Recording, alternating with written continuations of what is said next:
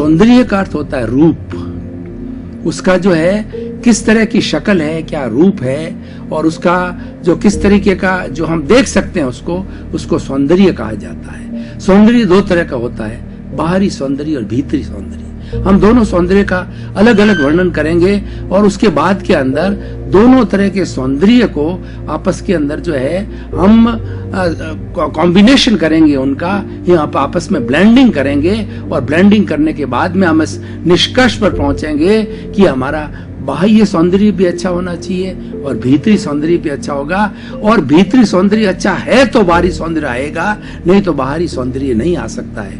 भाई और बहनों, दर्शकगण, श्रोतागण, हम आपको पहले बाह्य सौंदर्य की बात बताते हैं कि जब हम आंख खोल करके देखते हैं तो हमारे सामने सृष्टि का नजर आता है। पेड़ है, पर्वत है, नदियां हैं, नाले हैं, कल कल बहते हुए झरने हैं। किसी आप हिल स्टेशन पर चले जाइए और हिल स्टेशन पर बैठ करके आधा घंटा 1 घंटा प्रकृति से बात कीजिए। आप प्रकृति प्रेमी बनिए और प्रकृति के साथ में रह करके आप देखिए कि तितलियां उड़ रही है और अपने जो है पक्षी चहचहा रहे हैं, और इधर जानवर जो है आपस के अंदर झगड़े कर रहे हैं, और ग्रीनरी चारों तरफ पेड़ ही पेड़ फैले हुए हैं, और बड़े बड़े हिल स्टेशन, बड़े पर्वत है, पर्वतों पर ग्रीनरी उगी हुई है इस तरीके से, और झरना कल कल बह रहा है, नदी बह रही है, और चारों तरफ एक संगीत सा हो रहा है जो कि हमारे जीवन को मोह लेता है। इसी तरह से हम अगर हमारे समाज के अंदर देखें तो भवनों का सौंदर्य होता है, व्यक्ति का सौंदर्य होता है, स्त्री का सौंदर्य होता है, पुरुष का सौंदर्य होता है, बच्चों का सौंदर्य होता है, और उसके बाद हम किसी बगीचे के अंदर चले जाएं तो वहाँ फुलवारी देखी जा सकती है।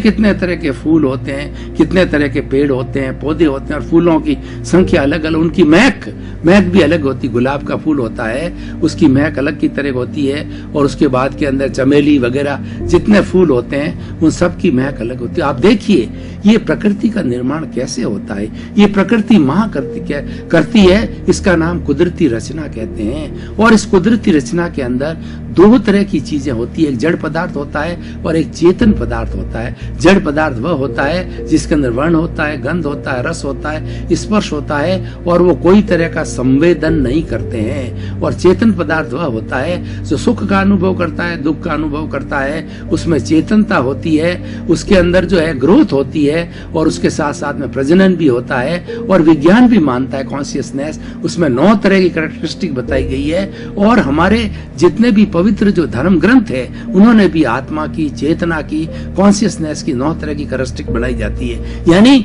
विज्ञान भी जो है आत्मा से सहमत है, कॉन्शियसनेस के रूप के अंदर वह भी सहमत है।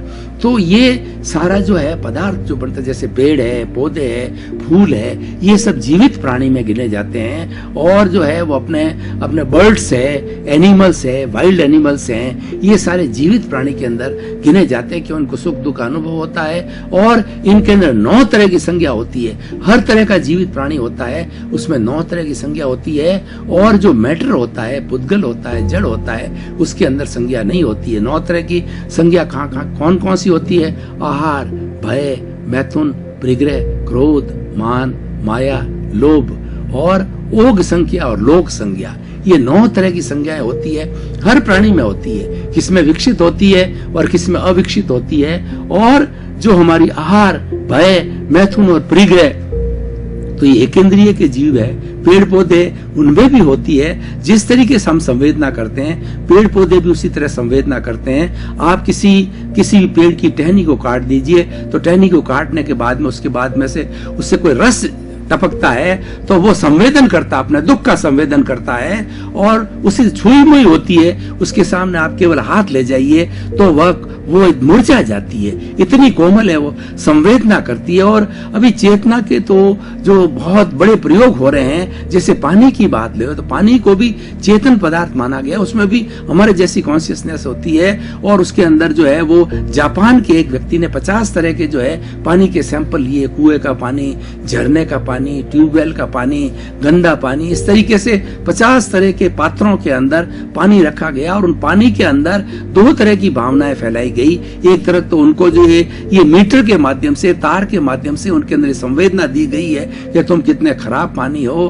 तुम नालायक हो, तुम बदमाश हो, तुम कुरूप हो, और एक दूसरे पानी के अंदर जो है अच्छी पॉजिटिव भावना फैलाई गई, तुम कितने शीतल हो, मनुष्य की ठंडक, मनुष्य को ठंडक देते हो, और जीवन का आधार तुम्हारे ये जल ही जीवन है, जल के बिना जीवन नहीं है, और पृथ्वी के अंदर 75% जल है और 60% मनुष्य के अंदर भी जल है। इस तरीके से हमने उसको पॉजिटिव थॉट्स दिए। उसके बाद जब इनको जमाया गया, तो जमाने के बाद में मालूम पड़ा कि जिसको पॉजिटिव थॉट्स दिए गए उसने अपनी संवेदना करके उसका जो रूप बनता है बर्फ का होता है वो सुडोल होता है, और जिनको हमने नेगेटिव थॉट्स दिए उसका जो रूप बनता है वह जो है वो बिना कोई आकार का होता है, भद्दा सा रूप बनता है। तो इस तरीके से संवेदनाएं उनमें भी होती है, इसलिए जल के अंदर भी जो है जीवन माना गया है। तो भाई और बहनों, दर्शकगण, श्रोतागण, ये तो हमारी सारी सृष्टि का बाहरी सौंदर्य हो गया।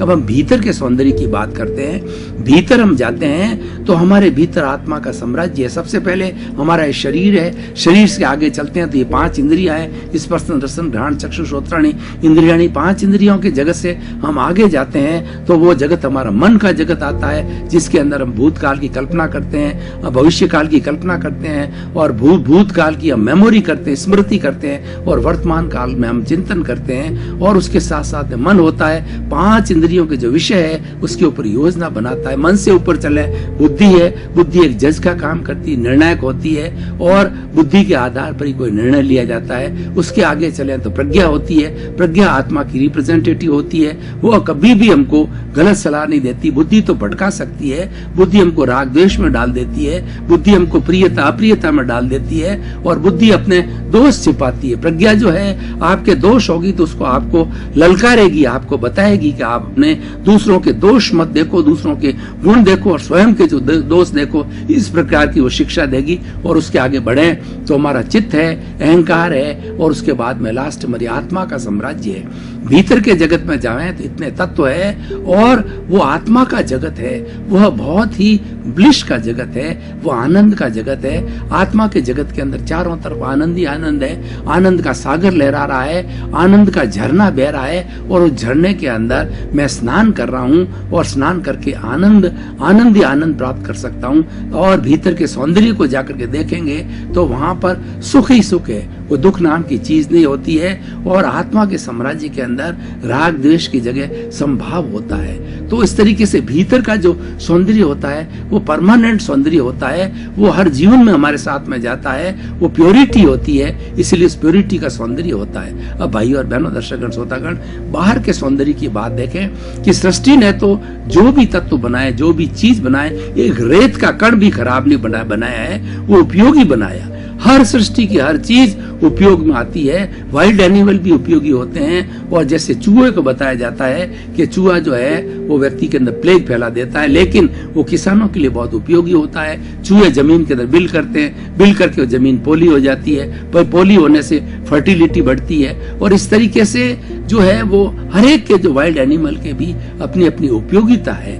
संसार के अंदर कोई भी चीज अनुपयोगी नहीं। अब प्रश्न ये है कि जो बाहर का सौंदर्य है और भीतर हमारा सौंदर्य नहीं है, तो सौंदर्य नहीं तो वो क्या चीज है?